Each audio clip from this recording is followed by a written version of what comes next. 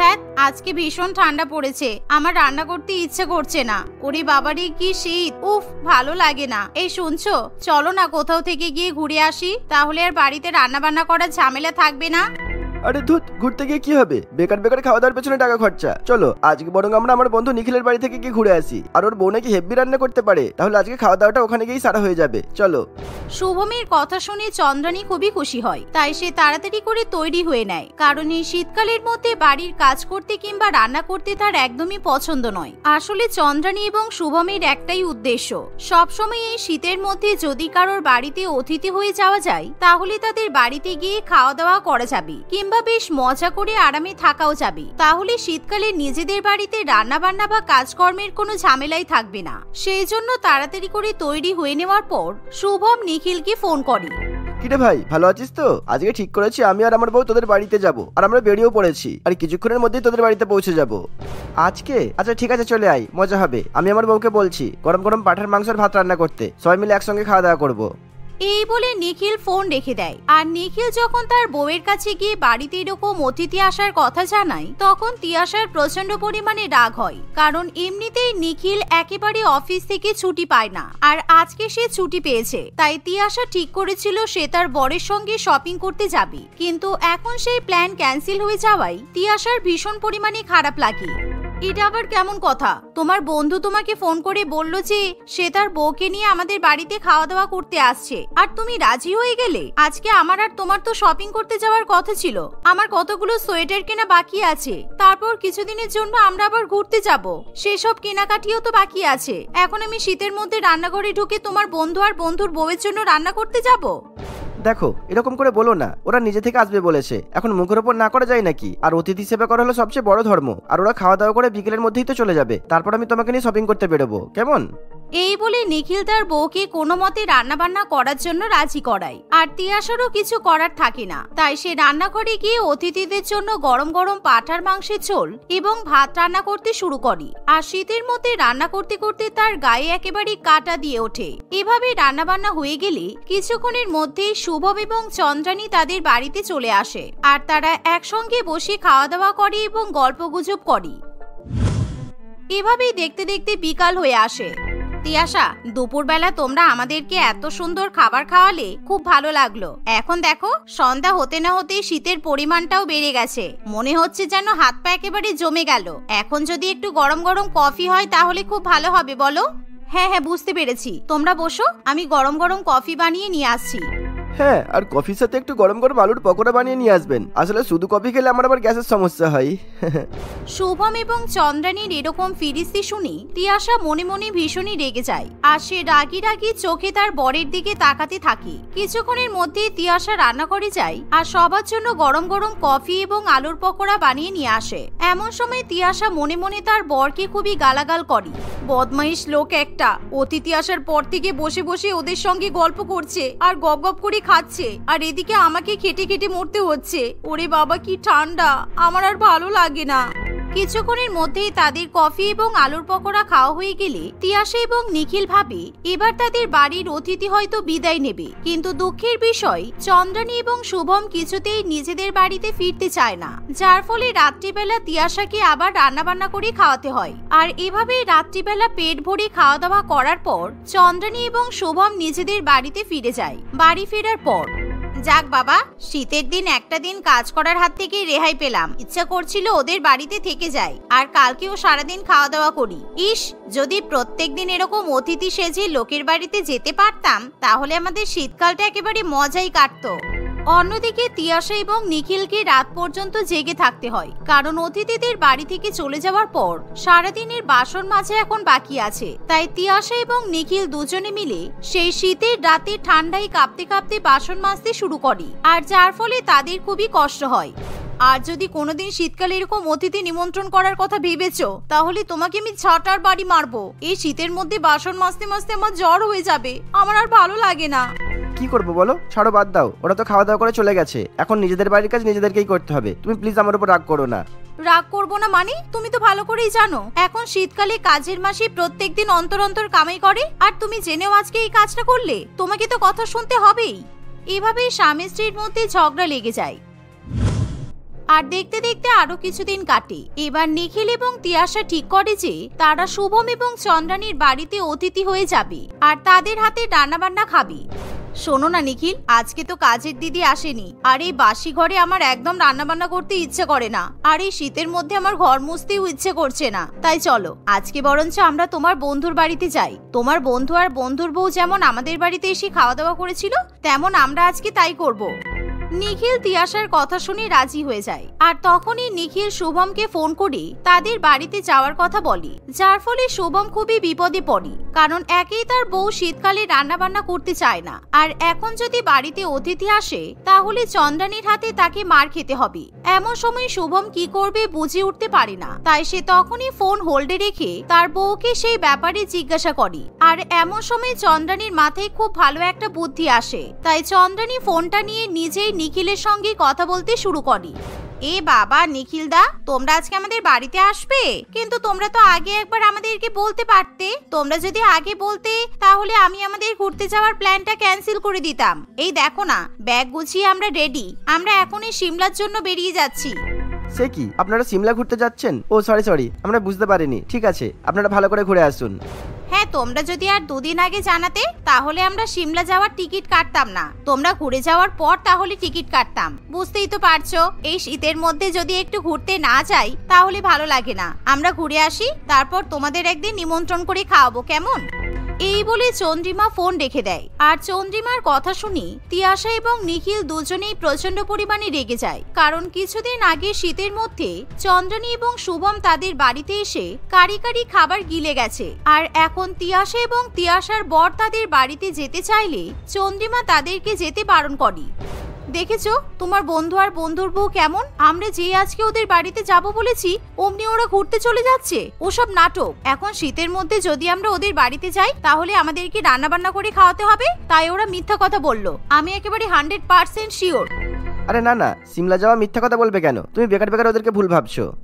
এই বলে নিখিল তার বউকে শান্ত করার চেষ্টা করে। অন্যদিকে দেখতে দেখতে আরো কিছুদিন কাটে, আর একদিন সত্যিই চন্দ্রানী এবং চন্দ্রানীর বর ঠিক করে যে তারা সিমলাতে ঘুরতে যাবে, আর সেই অনুযায়ী তারা প্লেনের টিকিট কেটে ফেলে। আর চন্দ্রানী ঘুরতে যাওয়ার জন্য প্রচন্ড পরিমাণে আনন্দিত থাকে। আর যেদিন তারা ব্যাগ গুছিয়ে রওনা দেবে সেদিনই হঠাৎ করে তাদের দরজার কলিং বেল বেজে ওঠে। শুভম দরজা খুলে দেখে তার দূরসম্পর্কের মাসি বিমলা দেবী দাঁড়িয়ে আছে। কি মাসি, তুমি আজকে হঠাৎ করে আমাদের বাড়িতে? কি ব্যাপার? কোনো সমস্যা হয়েছে নাকি? গত 2 বছর হলো তোমার তো কোনো পাত্তাই নেই, তা হঠাৎ করে আজকে আমাদের বাড়িতে এলে? এসো ভিতরে এসো।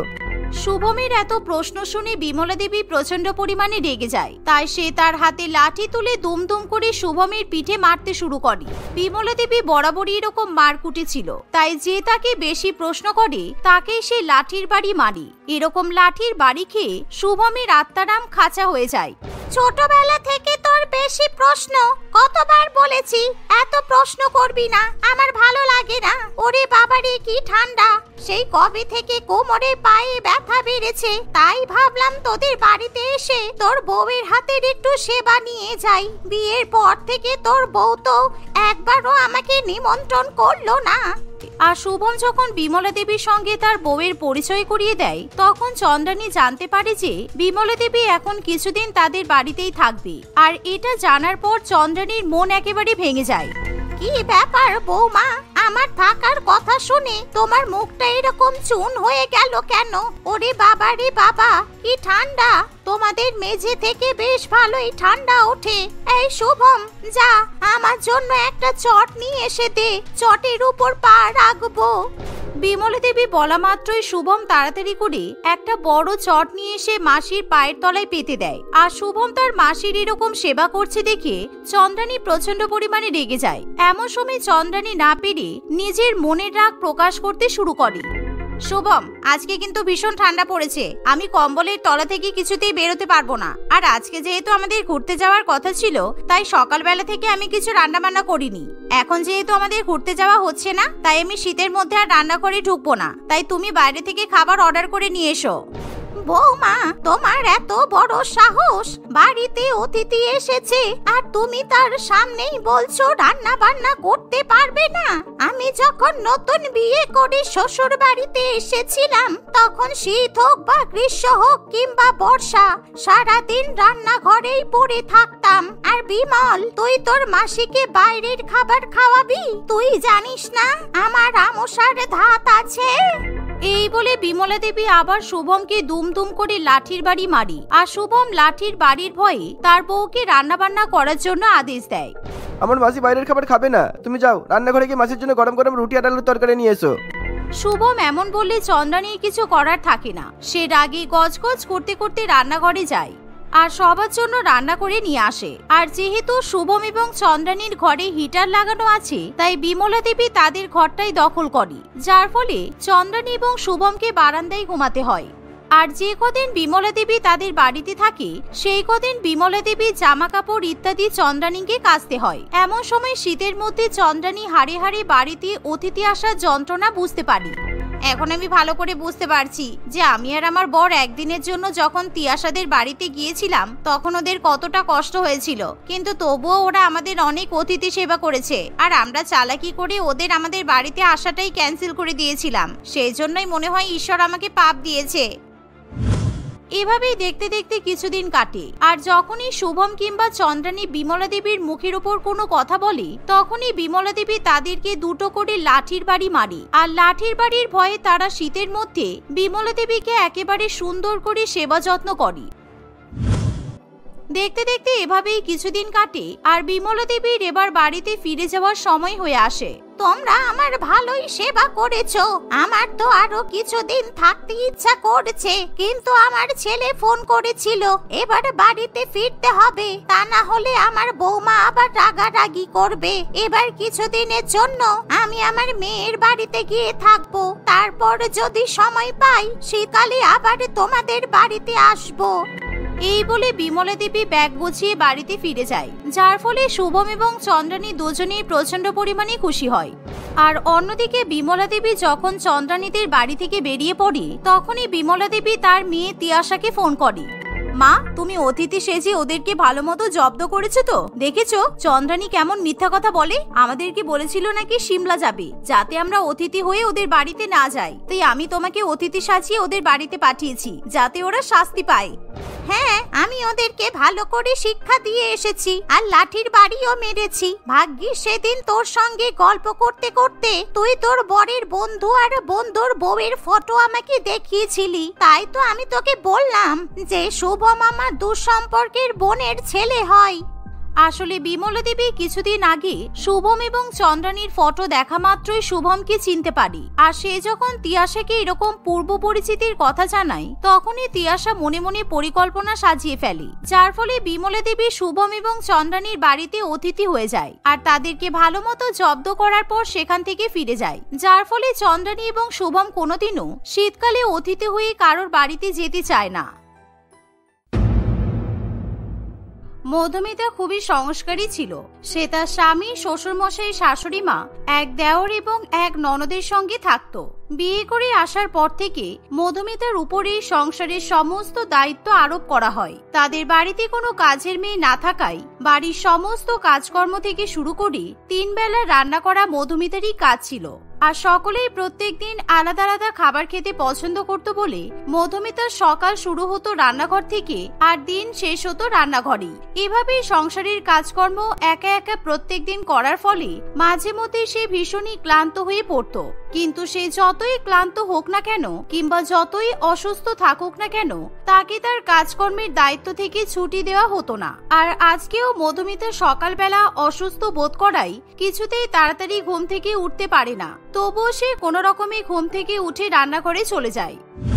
কই গো বৌমা, তাড়াতাড়ি খাবার নিয়ে এসো, আমরা সবাই টেবিলে বসে অপেক্ষা করছি তো। এরা 2 ভাই বোনই কলেজে যাবে, রঞ্জন অফিসে যাবে, আর এখনো তোমার রান্না হয়নি? সকাল থেকে ঘুম থেকে উঠে কি করছো শুনি? তখনই তাড়াতাড়ি করে সেখানে মধুমিতা সকলের জন্য চা এবং চিড়ের পোলাও বানিয়ে নিয়ে আসে। আর যা দেখে কারোরই ভালো লাগে না, তাই সবাই মিলে এক এক করে মধুমিতাকে কথা শোনাতে শুরু করে। মধুমিতা, তুমি চিড়ের পোলাও বানিয়েছো কেন? তুমি জানো না আমার চিড়ের পোলাও খেতে মোটেই ভালো লাগে না। আমার আলুর পরোটা কোথায়? কালকে তো তোমাকে বলেইছিলাম যে আমার জন্য সকালে আলু পরোটা বানাবে। বেশ কিছুদিন ধরে নর্মাল পরোটা খাচ্ছিলাম বলে আমার তো একদমই ভালোই লাগছিল না। কি আর বলবো তোর বউকে, কিছু বলার মতো নেই। দিনের পর দিন তোর বউ কুড়ে হয়ে যাচ্ছে, সংসারের কাজকর্মে কোনো মন নেই, বুঝতে পারছিস না? চিড়ের পোলাও বানাতে কম সময় লাগে, 2 মিনিটেই হয়ে যায়। সেই জন্য চিড়ের পোলাও বানিয়ে বসে আছে, শর্টকাটে কাজ মিটিয়ে নেবার ধান্দা। কি গো বৌমা, আলু পরোটা বানাওনি কেন? আলু পরোটা বানালে বুঝি তোমার হাত ব্যথা হয়ে যেত? আসলে মা, আজকে আমার শরীরটা ভালো নেই, আর তাই জন্য আমি ঘুম থেকে তাড়াতাড়ি উঠতেও পারিনি। দেরি করে রান্নাঘরে ঢুকেছি বলে আলু পরোটা বানানোর মতো সময় পাইনি। তাই ভাবলাম তাড়াতাড়ি করে চিড়ের পোলাও বানিয়ে দিই। মা, এখন আমি চিড়ের পোলাও খেয়ে কলেজে চলে যাচ্ছি, কিন্তু তোমার বৌমাকে ভালো করে বলে দাও রাতের ডিনারে কিন্তু আমি পোলাও আর মটন কষা খাবো। প্রত্যেকদিন সবজি ভাত খেতে আমার ভালো লাগে না। কিন্তু প্রিয়া, তোমার দাদা আজকে রাতে লুচি আর ঘুগনি খাবে বলেছিল, তাই তো আমি মটর ভিজিয়ে দিয়েছি। তুমি আবার এখন পোলাও মটন কষা খাবে বলছো? আরে অদ্ভুত তো, আমি তো বলেছি আমি লুচি খাবো। আমি তো একবার এটা বলিনি যে আমার সঙ্গে সঙ্গে আমার পরিবারের সবাই লুচি ঘুগনি খাবে। আমার বোন যখন পোলাও মটন কষা খেতে চেয়েছে, তাহলে তুমি ওর জন্য অবশ্যই পোলাও মটন কষা বানিয়ে দেবে। আমি কিন্তু সব লুচি পোলাও মটন কষা রাত্রেবেলা খাবো না। আমার জন্য তুমি পাতলা পাতলা রুটি আর কদিন আগে যে এঁচড় কিনে এনেছিলে না, সেই এঁচড়ের তরকারি করবে। তোমার ওই পাতলা রুটি দিয়ে এঁচড়ের তরকারি খেতে খুবই ভালো লাগে। কিন্তু বাবা, আপনি যে ইঁচড়টা বাজার থেকে কিনে এনেছিলেন সেটা একদমই খারাপ ছিল, তাই ওটা ফেলে দিতে হয়েছে। একদম মিথ্যা কথা বলবে না। তোমার চালাকি আমি খুব ভালো মতোই বুঝতে পারছি। ইঁচড় কাটতে কষ্ট হয় বলে তুমি ইঁচড় ইচ্ছা করে ফেলে দিয়েছো, যাতে তোমাকে ইঁচড় রান্না করতে না হয়। কি বা করো বলো তো তুমি সারাদিন? এমন তো নয় যে তুমি অফিস করছো, চাকরি করছো। সারাদিন বাড়িতে থেকে একটু যা রান্না করো, তাতেই তোমার এত সমস্যা। সবার মুখে এমন ধরনের কথা শুনি মধুমিতা প্রচন্ড রেগে যায়, কারণ প্রত্যেকদিন সে সকলের পছন্দ মতো আলাদা আলাদা খাবার রান্না করে দেয়। কিন্তু একটা দিন তার শরীর অসুস্থ থাকায় সে যেহেতু সবার পছন্দ মতো খাবার রান্না করতে পারে না, তাই সবাই তাকে উল্টোপাল্টা কথা শোনায়। এভাবেই মধুমিতা যতই তার পরিবারের প্রতি খেয়াল রাখুক না কেন, কেউ তার কদর করে না। তাই মধুমিতা এবার মনে মনে ঠিক করে সে তার পরিবারকে জব্দ করেই ছাড়বে। ঠিক আছে, আপনারা সবাই শুনে নিন। আমি তো আপনাদের বাড়ির জন্য সেরকম কিছু একটা করি না, তাই আশা করছি আমি রান্না বান্না না করলে আপনাদের সেরকম একটা সমস্যা হবে না।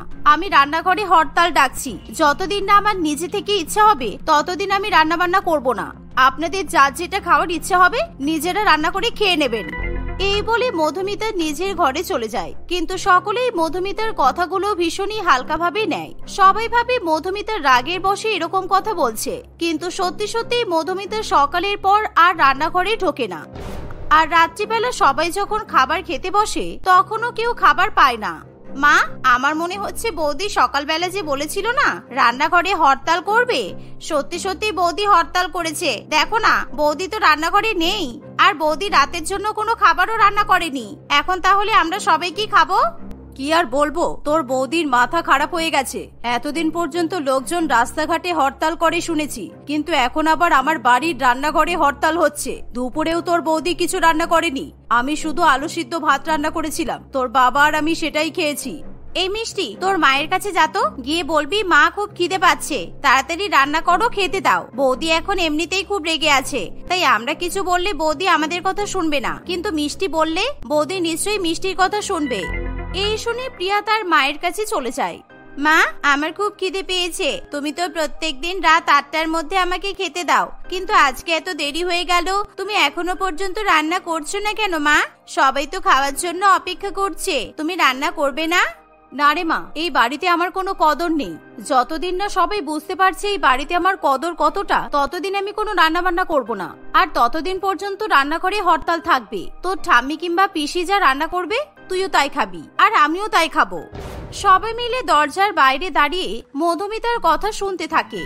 আমি জানতাম বৌদি কিছুতেই আজকে রান্না করবে না। আমি তো আমার জন্য পিৎজা বার্গার অর্ডার করেছি। এবার তোমরা কি খাবে দেখে নাও। মিষ্টি, এদিকে চলে আয়, আমি আর তুই পিৎজা খাবো। আমিও পিৎজা খাবো দাদা, তুই আমার জন্য একটা পিৎজা অর্ডার করে দে। তোরা না হয় পিৎজা খাবি, কিন্তু আমি আর তোর বাবা তো ওইসব পিৎজা টিৎজা খাই না। আমাদের জন্য তাহলে রুটি তরকারি অর্ডার কর। এখন এত রাত হয়ে গেছে, এখন রান্না করতে গেলে অনেক সময় লেগে যাবে। এমন সময় মধুমিতা ঘরের বাইরে বেরিয়ে এসে বলে, তাই নাকি? রান্না করতে সময় লেগে যাবে? রান্না করতে তো সেরকম সময় লাগে না মা, 2 মিনিটেই হয়ে যায়। আর আমার যখন রান্না করতে ইচ্ছা করতো না কিংবা আমি অসুস্থ থাকতাম, তখন তো আপনারা কেউ কোনোদিনও বাইরে থেকে খাবার অর্ডার করতেন না। যাক ভালো। রঞ্জন, তুমি আমার জন্য বিরিয়ানি অর্ডার করো। আজকে আমি খুব খুশি, আজকে আমি মজা করে বিরিয়ানি খাবো। এই বলে মধুমিতা সেখান থেকে চলে যায়। এভাবেই সেদিন তারা সবাই বাইরের খাবার অর্ডার করেই খেয়ে ঘুমিয়ে পড়ে। কিন্তু সমস্যা হয় পরের দিন সকালবেলা, কারণ বাড়ির সকলেরই ঘুম থেকে উঠে চা খাওয়ার অভ্যাস ছিল, আর চা না খেলে কারোরই সকাল শুরু হয় না। কিন্তু মধুমিতা সকালে কারোর জন্য চা বানায় না। আরে বৌদি এখনো আমাদের উপর রেগে আছে? আমি তো ভাবলাম সকালে উঠে বৌদি নিশ্চয়ই রান্না করবে। উফ, আমার ভীষণ মাথা ব্যথা করছে। চা না খেলে কিছুতেই আমার মাথা ব্যথা ঠিক হবে না। সকালবেলা ঘুম থেকে উঠে বৌমা মিষ্টিকে নিয়ে পার্কে ঘুরতে গেছে, বাড়ির কোনো কাজও করেনি আর রান্নাও করেনি। জানি না, মাথাটা পুরোপুরি নষ্ট হয়ে গেছে মনে হয়। বাড়ির বউ হয়ে সকালে ট্যাং ট্যাং করে বেরিয়ে গেল। আমি রান্নাঘরে চা করতে গিয়েছিলাম, কিন্তু কিছুতেই চিনির কৌটো খুঁজে পেলাম না। তা তুমি খুঁজে পাবে কেন? কতগুলো বছর তুমি রান্নাঘরে যাওনি, তার কোনো হিসাব আছে? যেদিন থেকে বৌমা বাড়িতে এসেছো তুমি তো রান্নাঘরে যাওয়াই বন্ধ করে দিয়েছো। যাও, একটু কষ্ট করে চিনির কৌটোটা খুঁজে তাড়াতাড়ি চা বানিয়ে নিয়ে এসো। আরে বাবা, আমি খুঁজেছি বললাম তো, পাচ্ছি না। এই রাকেশ, তুই বাইরের দোকান থেকে তাড়াতাড়ি চিনি আর দুধ কিনে নিয়ে আয় তো বাবা। দুধ কিনতে হবে কেন? প্রত্যেকদিন তো দুধওয়ালা বাড়িতে দুধ দিয়ে যায়। আজকে কি দুধওয়ালা হরতাল করেছে নাকি বৌদির মতো? আরে না রে, প্রত্যেকদিন দুধওয়ালা তো 6টার সময় দুধ দিতে আসে, আর বৌমাই প্রতিদিন দুধওয়ালার কাছ থেকে দুধ নেয়। কিন্তু আজকে বৌমাই ইচ্ছা করে ঘুম থেকে ওঠেনি, তাই মনে হচ্ছে দুধওয়ালা কলিং বেল বাজিয়ে চলে গেছে। আমাদের তো কারোরই ঘুম ভাঙেনি। তুই যা, বেশি না বকে তাড়াতাড়ি দুধ আর চিনি নিয়ে আয়। এই শুনে রাকেশ বাইরে থেকে চিনি এবং দুধ নিয়ে আসে, আর কাঞ্চন দেবী সবাইকে চা করে খাওয়ায়। অন্যদিকে মধুমিতা তার মেয়ে মিষ্টির সঙ্গে পার্কে হাঁটাহাঁটি করার পর বাইরে থেকে ব্রেকফাস্ট করে তবেই বাড়িতে ফিরে আসে। রঞ্জন আজকে অফিসে কোনো টিফিন নিয়ে যেতে পারে না। প্রিয়া এবং রাকেশও কলেজে টিফিন না নিয়েই চলে যায়। আর এবার দুপুরে রান্নাবান্নার দায়িত্ব এসে পড়ে কাঞ্চন দেবীর উপর। এই নাও, আমি বাজার করে নিয়ে এসেছি। উচ্ছে আছে, পটল আছে, লাউ শাক আছে, ইঁচড় আছে, চিংড়ি মাছও এনেছি। তুমি আজকে উচ্ছে চচ্চড়ি, পটল চচ্চড়ি, লাউ শাক চচ্চড়ি আর ইঁচড় চিংড়ি রান্না করো, কেমন? কি, আমি এখন গরমের মধ্যে রান্নাঘরে গিয়ে এত কিছু রান্না করব? তুমি দেখতে পাচ্ছ না বৌমা এখন রান্নাঘরে হরতাল করছে? তুমি ইচ্ছাকৃতভাবে আমাকে এত কিছু রান্না করতে বলছো, তাই তো, যাতে আমার রান্না করতে কষ্ট হয়? আরে আমাদের বাড়িতে প্রত্যেকদিন দুপুরবেলা এর থেকেও বেশি পদ রান্না হয়। তোমাকে তবুও কম করেই রান্না করতে বললাম। তাহলে ভাবো বৌমা প্রত্যেকদিন কিভাবে অত কিছু রান্না করতো। বৌমার সঙ্গে আমার তুলনা করে কোনো লাভ নেই। আমি বুড়ি হয়ে গেছি, তোমার বৌমা নিশ্চয়ই বুড়ি হয়নি। আমি শুধুমাত্র ভাত আর পটল চিংড়ি রান্না করে দিচ্ছি। খাবে খাবে, না হলে না খাবে। আর রাত্রিবেলা আমি রান্না করতে পারবো না। রাকেশকে বলে দেবো বাইরে থেকে খাবার অর্ডার করতে। এভাবেই দেখতে দেখতে 2-4 দিন কাটে, কিন্তু এখনো পর্যন্ত মধুমিতা কিছুতেই রান্নাঘরে ঢোকে না। এর ফলে বাড়ির সকলেরই ভীষণ সমস্যা হয়। সময় মতো কেউ ঠিকঠাক ভাবে খাবার পায় না, আর নাইবা এখন কেউ আলাদা আলাদা খাবার খাওয়ার জন্য আবদার করতে পারি। কাঞ্চন দেবী কোনো রকমে একবেলা রান্না করে, কিন্তু সেই খাবারের স্বাদ কারোরই পছন্দ হয় না। আর প্রিয়াকে রান্না করতে বললেই সে বাইরে থেকে খাবার অর্ডার করে দেয়। এভাবে বাইরের খাবার খাওয়ার ফলে রামলাল বাবুর পেট খারাপ করে।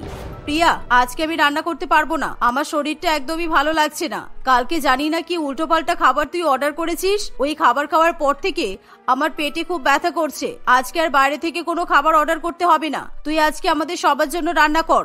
কি, শেষ পর্যন্ত আমাকে রান্না বান্না করতে হবে? বাড়িতে বৌদি থাকতে, তুমি থাকতে এখন আমি রান্নাঘরে যাব?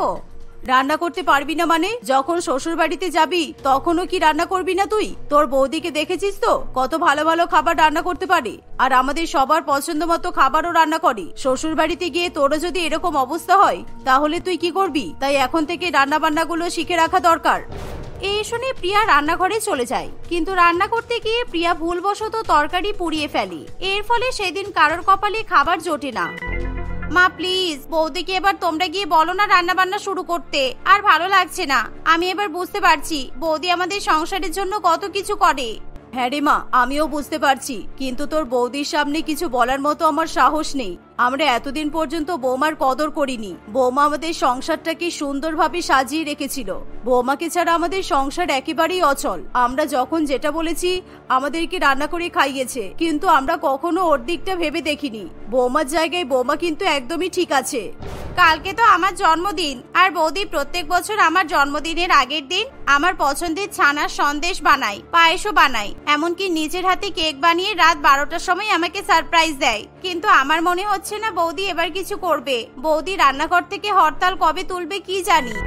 এমন সময় সেখানে মিষ্টি এসে বলে, পিসি মা রান্নাঘরে গেছে আর মা তোমার জন্য মিষ্টি পায়েস কেক বানাচ্ছে। আমি এখনই দেখে এসেছি, চলো তোমরা। মিষ্টির কথা শুনে সকলেই খুবই অবাক হয় আর সবাই রান্নাঘরে গিয়ে দেখে যে সত্যি সত্যি মধুমিতা তার ননদের জন্মদিন উপলক্ষে পায়েস মিষ্টি এবং কেক বানাচ্ছে। আর যা দেখে প্রিয়া খুবই খুশি হয়ে তার বৌদিকে জড়িয়ে ধরে, এমনকি প্রিয়ার চোখে জল চলে আসে। সবাই মিলে এবার এক এক করে মধুমিতার কাছে ক্ষমা চায়। আর সেদিনের পর থেকে মধুমিতার শাশুড়িমা এবং ননদ তাকে রান্নার ক্ষেত্রে সাহায্য করে, আর কেউ কখনো মধুমিতার উপর চাপ সৃষ্টি করে না। এভাবেই সবাই হাসি খুশি বসবাস করতে থাকে।